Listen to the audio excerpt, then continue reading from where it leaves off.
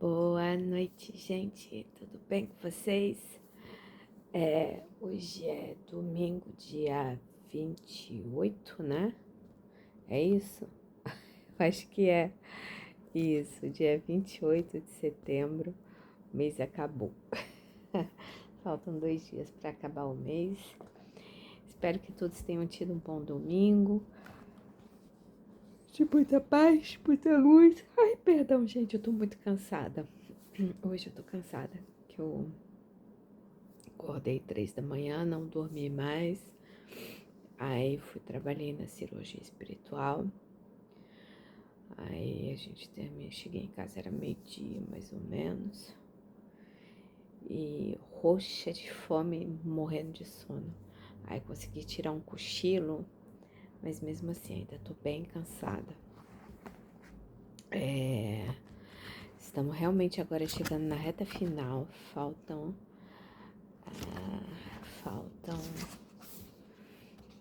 6 capítulos para terminar o nosso livro. Estamos no item 34, no capítulo 34.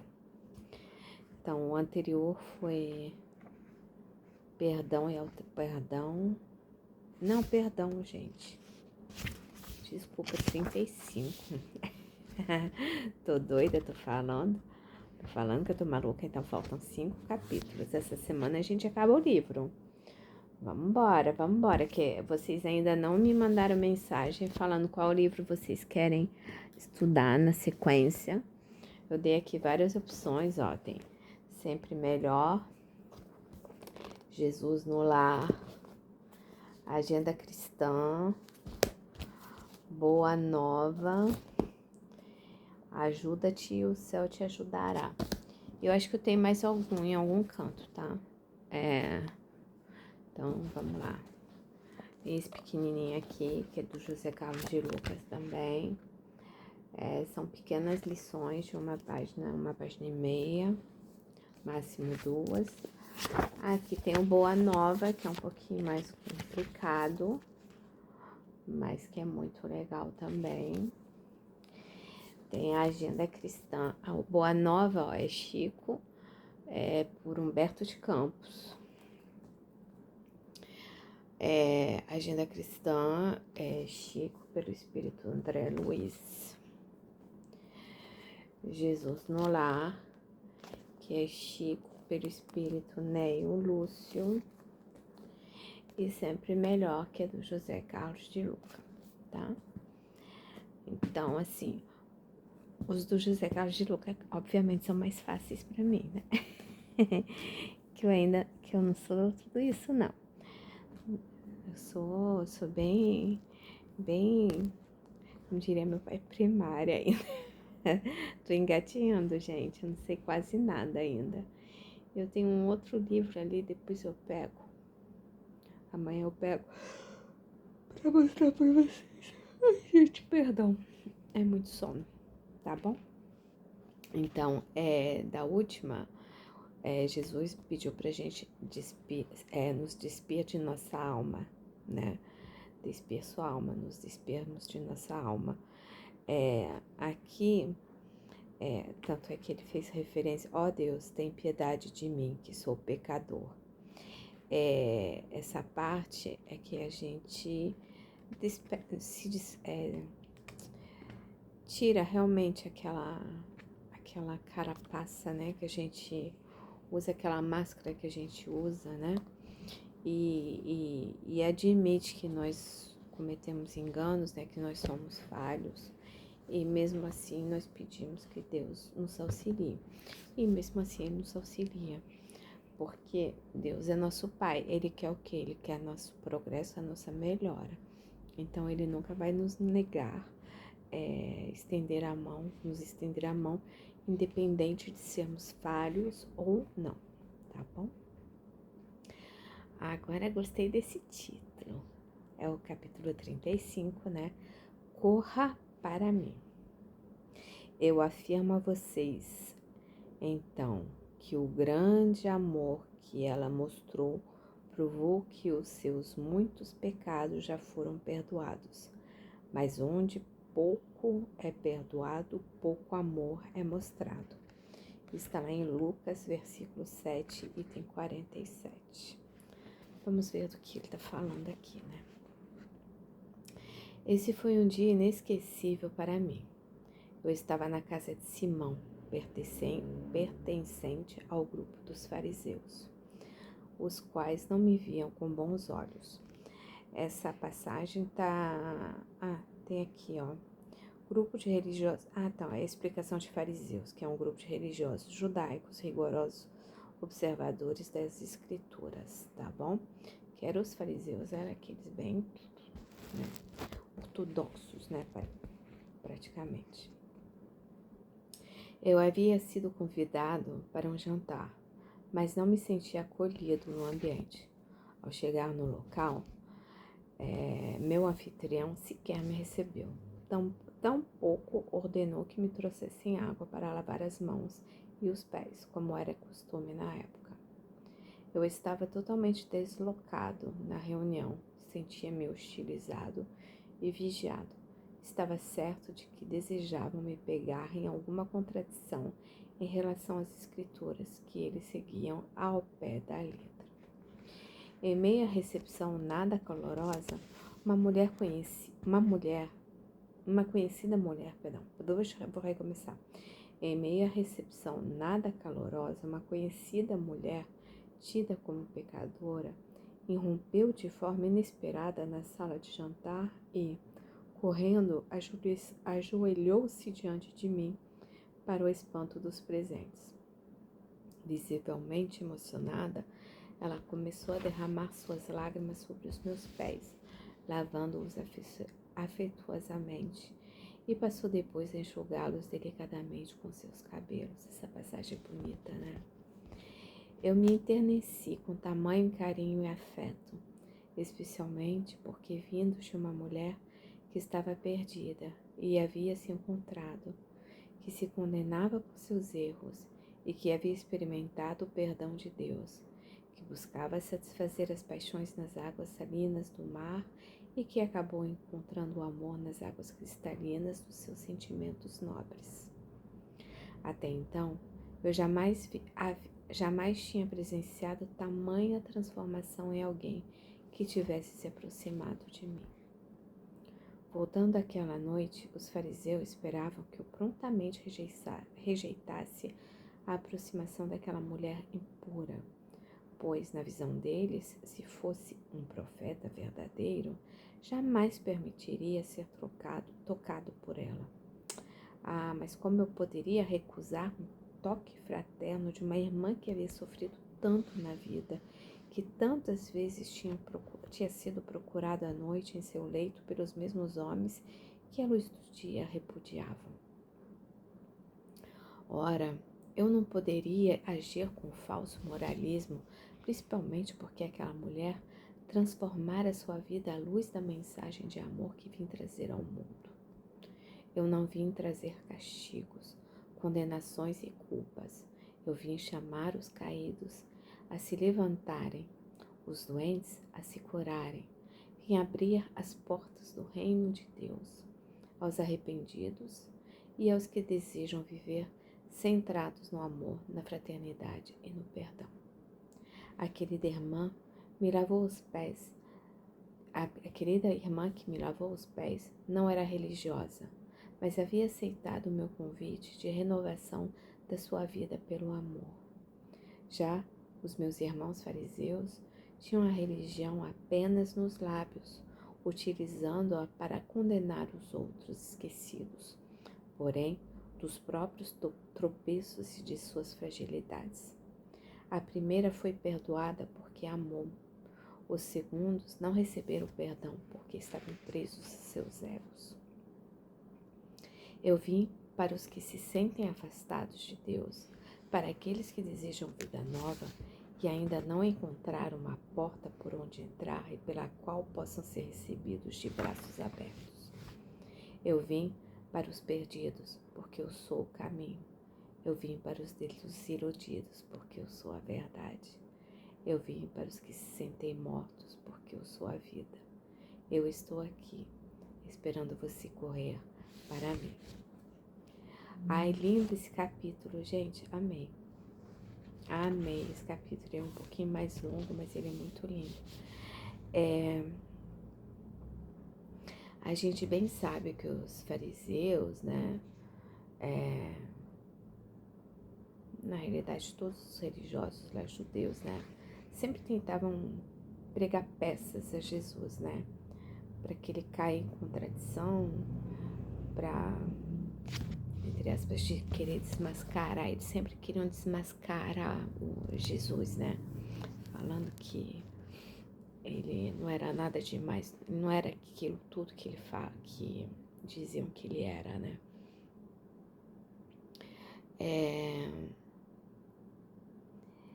Tem alguns que, apesar disso tudo, eu acho que eles até tinham uma certa admiração por Jesus, como Nicodemos, por exemplo, que se esforçou, foi conversar com Jesus, né?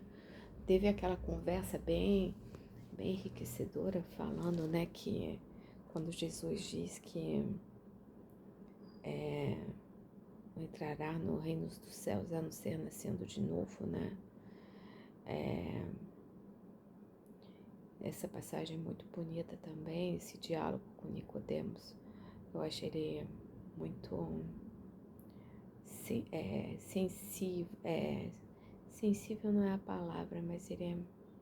Não sei, ele mexe com os nossos corações. Igual essa passagem aqui dessa mulher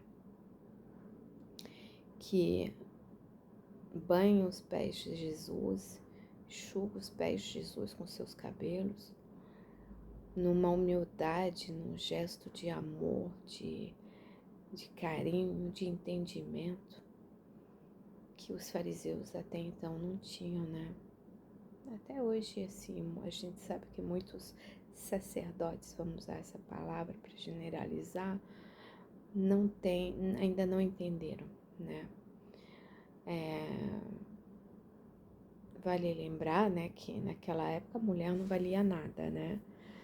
A mulher era trocada por carneiros, por vacas, cavalos, camelos, enfim.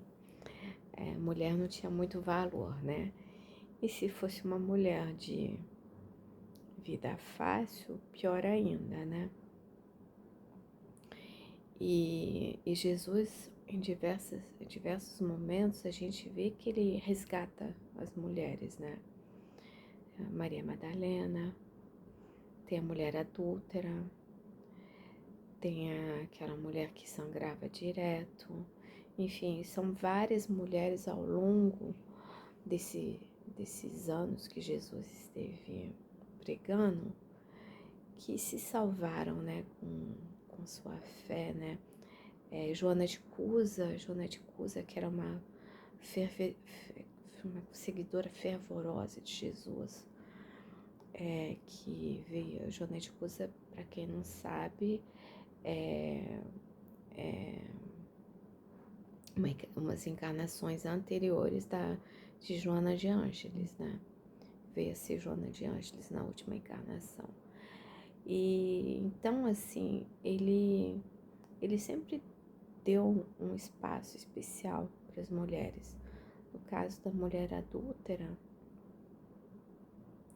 que estava prestes a ser apedrejada, gente, como Jesus deu uma lição em todos, né? Porque ele se colocou ali, de novo, todo mundo tentando pregar uma peça nele, né? Para variar. E aquela frase que é maravilhosa, que a gente não pode esquecer, que joga a primeira pedra aquele que nunca pecou, né? Todos nós cometemos equívocos, nós precisamos aprender a olhar por nossos equívocos e parar de olhar para os equívocos do outro. Tanto é que quando Jesus falou que aquele que nunca pecou jogue a primeira pedra, eles foram indo embora um por um, porque todo mundo ali era pecador. Todo mundo era pecador. Mas ele Mesmo assim, não passou a mão na cabeça da mulher. Ele só virou para ela e falou: vai, não peques mais. Mas quando a gente para, tem toda essa questão das mulheres, que eram bastante importantes perto de Jesus. Tanto é que quando ele estava na cruz, ele também deu a João Evangelista a responsabilidade de cuidar de Maria, né, Maria Santíssima, porque vale lembrar também que as mulheres viúvas, as mulheres sozinhas não tinham recurso nenhum, elas eram condenadas praticamente à morte, né, porque morria de fome ou virava pedinte, morava naquelas vielas lá nas ruas, ou não tinha como, elas não tinham como se sustentarem, né? Porque, como eu falei, mulher não valia nada. Então, para proteger a própria mãe dele, ele a coloca sob a tutela de João Evangelista. Eu acho um gesto maravilhoso. Isso falando das mulheres. Aí a gente pega, adoro ele, Pedro. Acho que todos nós somos um pouco Pedro, né? Pedro, gente, Pedro fazia um monte de coisa errada. Pedro fugia, não pagava imposto. Pedro não fazia isso, Pedro fazia aquilo. Pedro era brigão, ele era explosivo, enfim. Pedro era aquela pessoa assim, tumultuado. Aí tinha Mateus, cobrador de impostos, único letrado, mas isso não fazia dele uma pessoa perfeita, porque ele trabalhava contra o próprio povo, já que ele trabalhava a serviço do Império Romano para arrecadar impostos.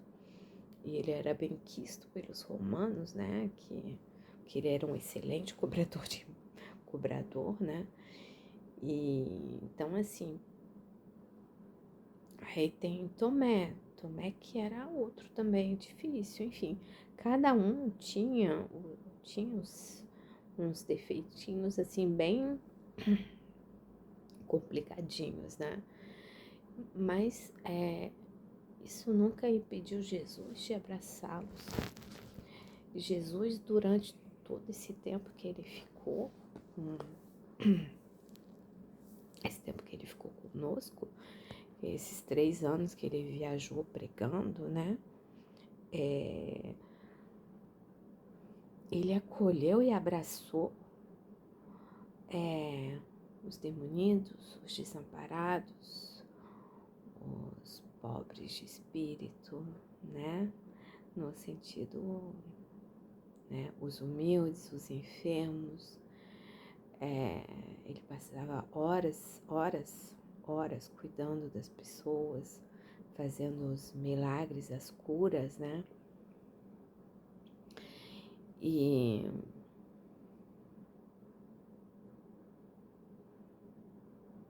ele nunca fez essa seleção igual até hoje a gente faz, né? Tem determinados templos religiosos que a gente vai, independente de religião. Você entra, as pessoas te olham de cabeça baixa. Aqui quando Jesus, né, entra no meio ali dos fariseus, quem nunca se sentiu como Jesus, peixe fora d'água, entrando num lugar onde todo mundo fica olhando assim, meio de rabo de olho, não fala, não cumprimenta. Eu acho que todos nós em algum momento passamos por uma situação dessa, que não é nada agradável. Imagina, gente, se Jesus passou por isso, imagina nós, né? Quem somos nós para não passar por esse tipo de situação? E aquela mulher, com todo o amor, né, que ela entendeu que era realmente amar o amor de Jesus, de amor de Deus, né? Ela foi naquela humildade, com aquele amor todo fraternal, cuidar dos pés de Jesus, lavar seus pés, porque nem isso, eles até deixaram de seguir uma regra rígida, que era lavar as mãos e os pés, só para afrontar Jesus. Era tudo uma questão de afrontar Jesus, era tudo uma questão de fazer Jesus cair cair nas armadilhas, né? Nas armadilhas que eles colocavam, né? E a gente não precisa ser religioso para ser uma pessoa assim. Essa irmã não era uma religiosa. Ela não tinha uma religião, né, certa.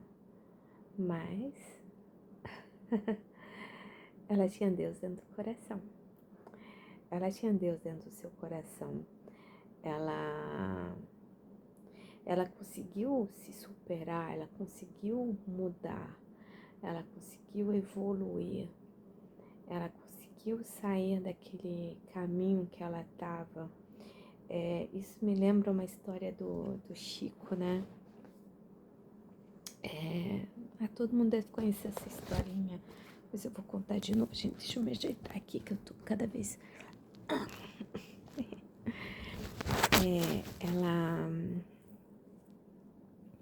Sim, essa é a história do Chico.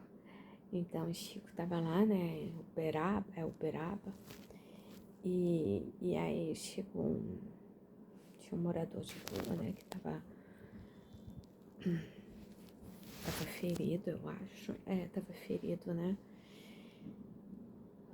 E precisava de ajuda, precisava de socorro, né? E a gente sabe que Chico não tinha dinheiro para pagar médico nem para ele, imagina. Mas ele fazia tudo que ele podia para ajudar os outros, né? Chico tinha entendido tudo, né?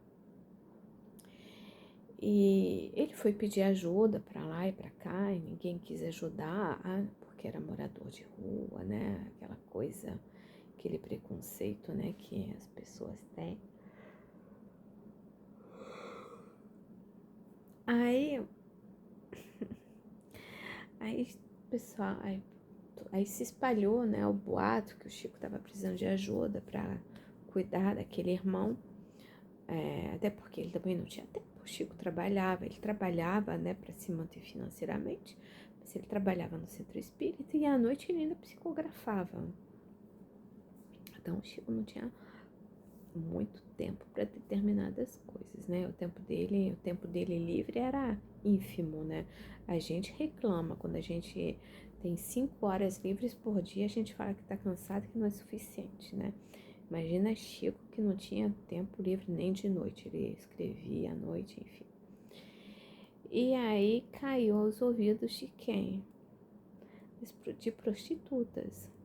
Então elas foram conversar com o Chico e falaram: olha, seu Chico, a gente gostaria de ajudar, se o senhor permitir, nós podemos ajudar, mas aí,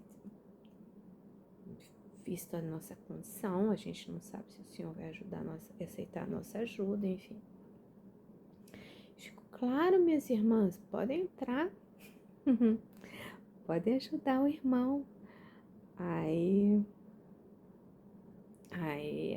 acho que elas revisavam, né, para tratar daquela pessoa, e cuidavam dele, enfim.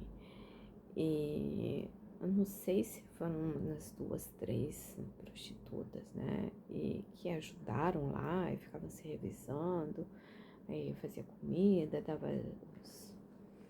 fazia os curativos, enfim, aquela coisa toda. E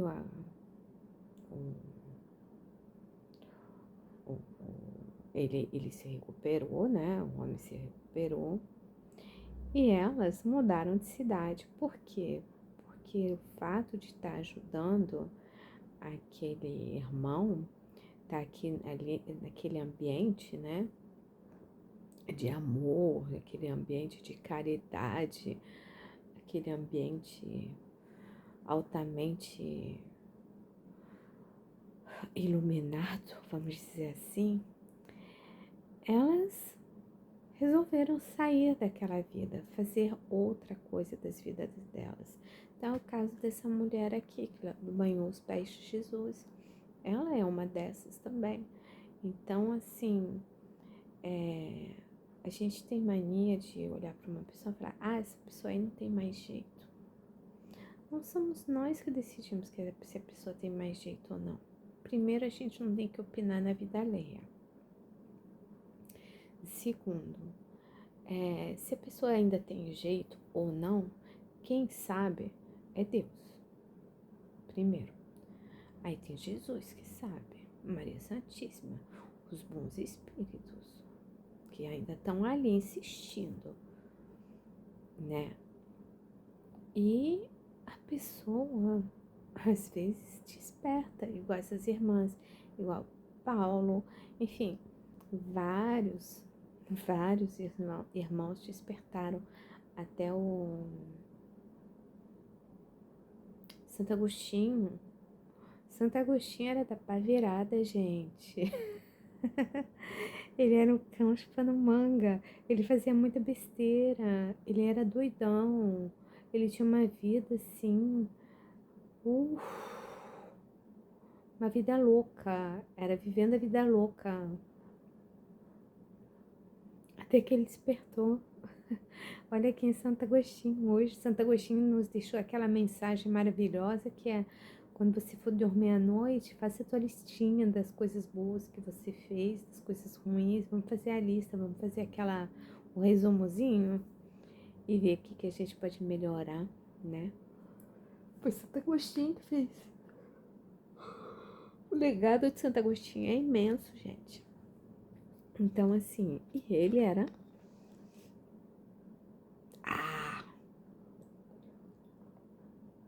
o ponto que a própria mãe queria desistir dele. Eu tenho um conhecido, espírita também, e ele, até uns 20 e poucos anos, era muito louco, gente, muito louco. A mãe não sabia mais o que fazer com ele, ela ficava fora de si, ela falava: meu filho tá dando errado, meu filho vai acabar morto, vai acabar na cadeia, meu filho isso, meu filho aquilo. Mãe dele desesperada, ela não sabia mais o que fazer. Ela falava: meu Deus do céu, o que vai ser do meu filho? E levava para a igreja, não adiantava nada, levou para diversas igrejas, não adiantou nada, até que ela foi parar no centro espírita. Mas não foi qualquer centro espírita também não, tá? Não é legal a gente fazer esse tipo de comparação, mas ela levou lá para a Mansão do Caminho, né? Que é onde Divaldo, né? O centro que o Divaldo fundou. E ele começou a ir para a evangelização, né? Para participar dos estudos, dos cursos, enfim. A pessoa mudou muito, muito mesmo. Vou dizer que ele é uma boa pessoa? Não posso dizer que ele ainda é uma pessoa, que ele já seja uma pessoa tão boa assim. Porque ele tem umas coisinhas que ele faz que não são muito legais. Mas nada muito sério, tá? Não é nada muito sério. Mas ele faz umas coisas assim que você fala: poxa, pega mal. Pega mal.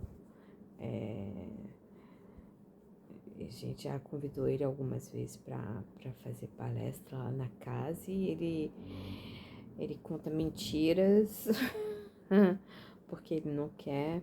Acho que seria mais louvável da parte dele falar: não quero, não tô mais interessada em fazer palestra, não sei o quê, mas ele mente. Então ele fala que não tem tempo, que ele tá trabalhando na outra casa, só que a gente sabe que ele não tá trabalhando em outra casa coisíssima nenhuma. Assim, o problema dele com ele, mas assim, não é legal, seria muito mais louvável ele falar: não quero fazer palestra, não quero mais. Enfim, e aí, mas ele melhorou muito por conta dessa aproximação com o espiritismo lá na Mansão do Caminho. E, enfim, visto que ele era, né? Hoje em dia ele é um santo, né? tem umas coisinhas que não são legais, mas ele já não é uma pessoa assim. Ele tem umas coisas que ele precisa trabalhar ainda, com certeza, como todos nós, né? Mas a melhora dele foi muito grande, muito grande. Ele tá afastado, tá bastante afastado de casa, da casa espírita em si, né? Ele tá afastado da doutrina, mas ele é uma pena, porque é uma pessoa que tem muito conhecimento e tá perdendo tempo. Mas o progresso que ele fez é muito grande. Apesar de tudo isso, é muito grande. Aí Jesus ainda fala que ele veio, por quê? Porque muita gente, eu acho até que por conta daquela época, né, dessa coisa dos fariseus, que a gente não era todo mundo que podia entrar em determinados locais lá dos templos, das sinagogas, né, enfim, aquela coisa toda, aí as pessoas se sentem repelidas, né, não se sentem à vontade e acabavam o quê? Se afastando de Deus, porque até hoje tem muita gente que acha que vai encontrar Deus dentro de um templo, e só que não, a gente sabe que não é assim.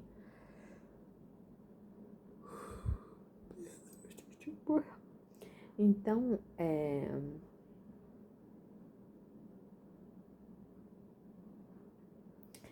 ele veio para aproximar as pessoas de Deus. Ele é o caminho, a verdade e a vida, né? Esse livro tem também, Caminho, Verdade e Vida, se a gente quiser estudar também tem. Ele é o caminho, a verdade e a vida. E é ele que nos aproximou, trouxe um Deus mais acessível, um Deus de amor, né? Um Deus Pai, e não aquele Deus que segregava, que punia, que fazia a gente queimar no fogo do inferno para a eternidade, porque ainda tem isso, mas assim, a gente precisa, muita gente ainda, né, nós mesmos precisam sempre termos a certeza que Deus está perto de nós e mais uma vez somos nós que não percebemos a sua proximidade, nós não percebemos os sinais que ele manda pra gente, né?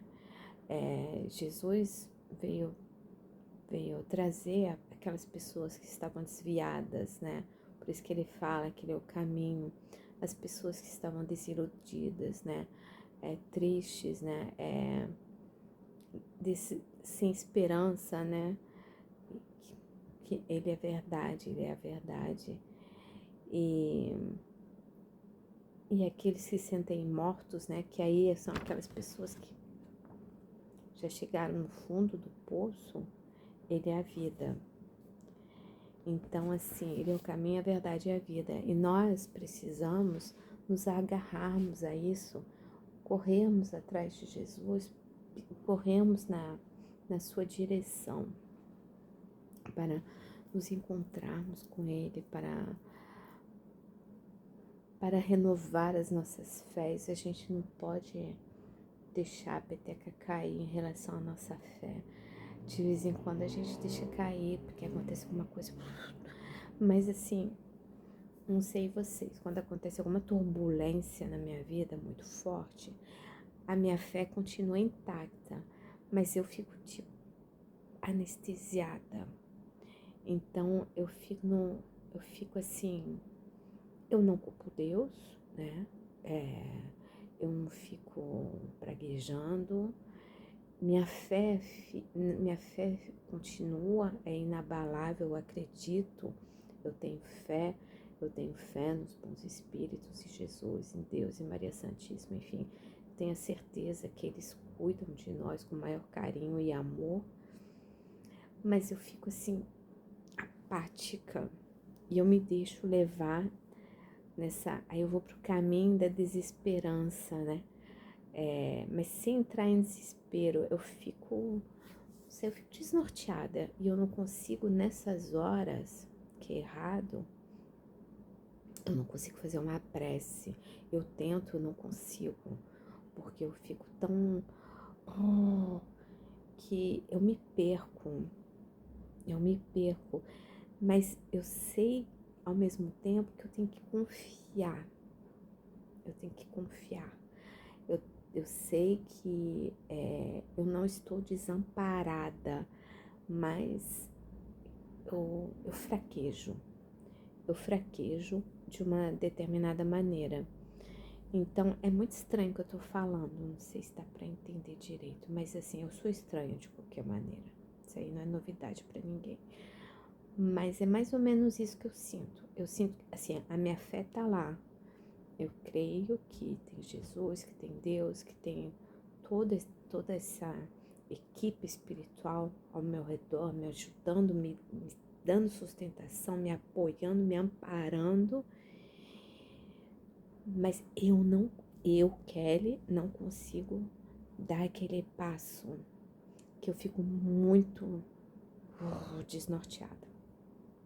Foi o pior momento que eu passei isso foi no desencarne da minha mãe.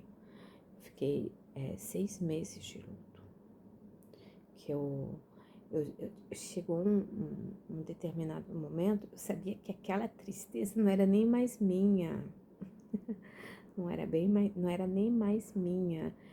Eu estava atraindo para mim aqueles irmãos que estavam na mesma sintonia que eu e que estavam me segurando ali, né?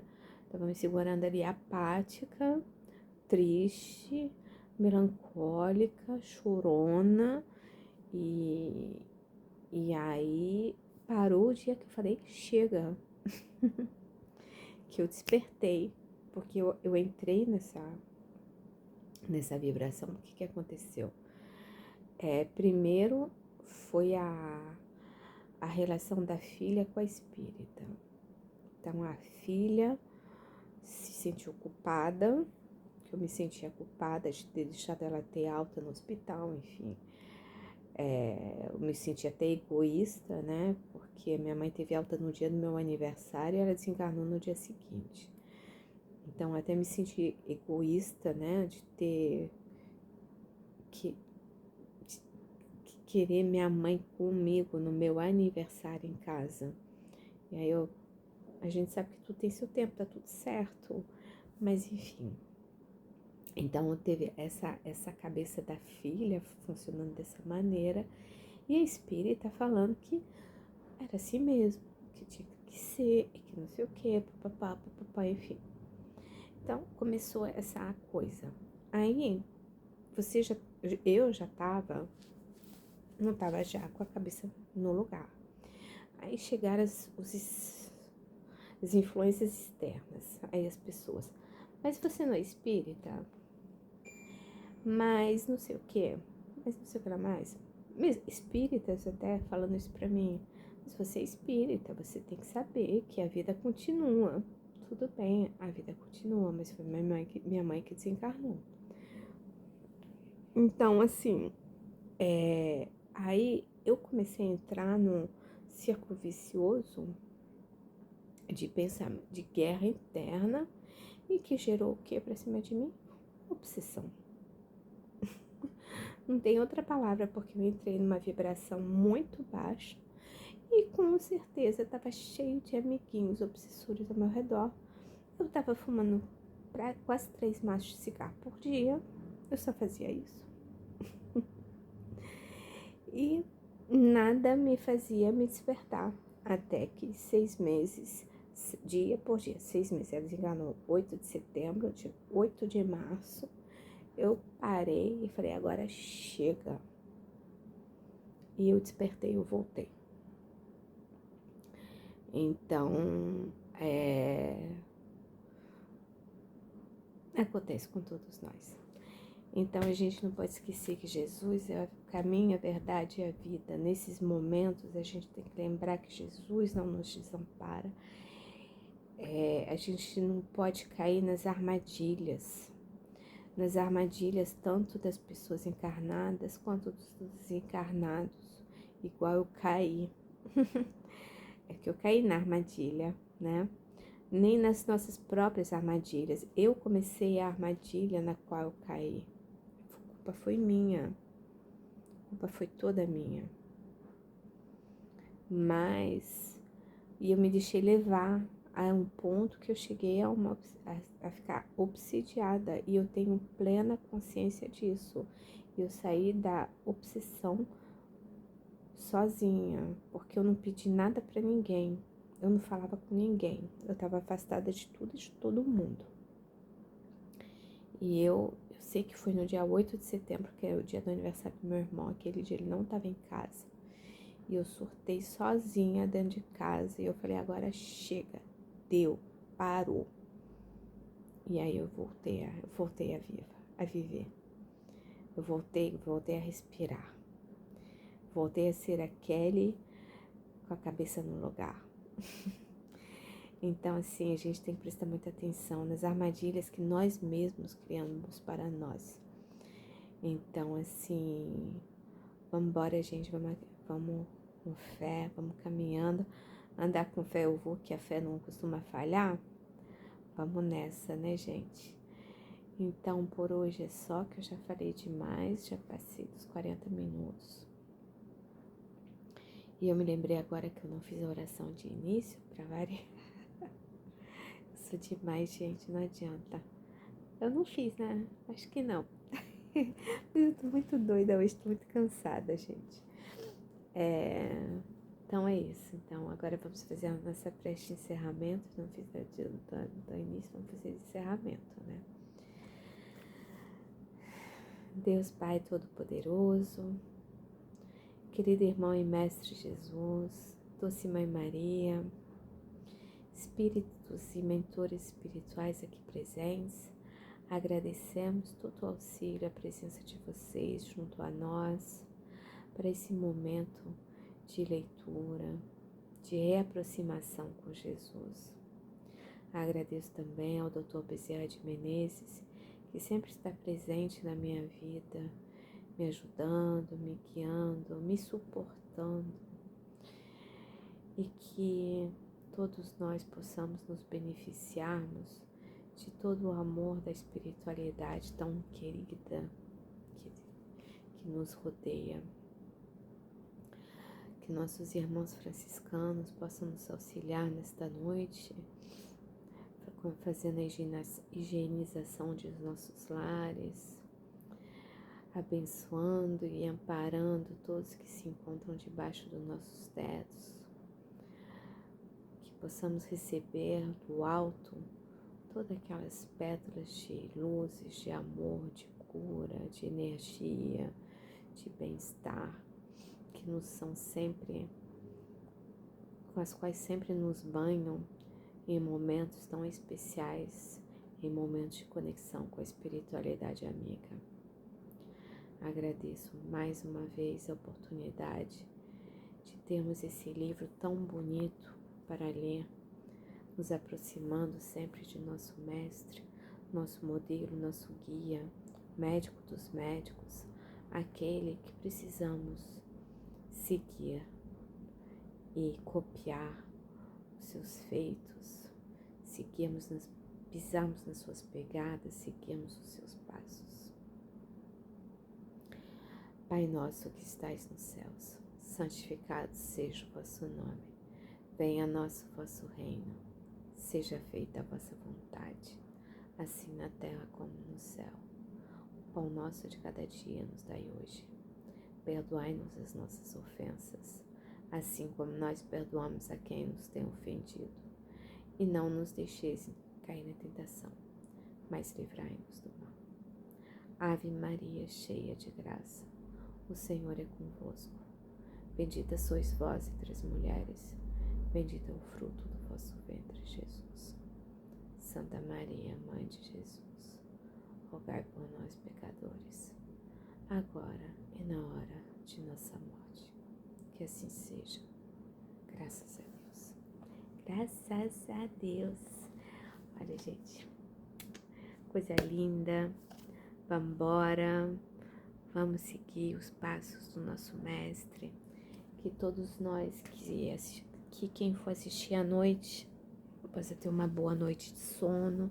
Se for assistir amanhã, segunda-feira, que possa ter uma linda segunda-feira de muitas realizações, de muita luz, de muita fé, de muita coragem, determinação. E que possamos ter uma segunda-feira e uma noite abençoada. Tá bom, gente? Amo vocês. Beijos no coração de todo mundo. Tchau, tchau. Fiquem com Deus.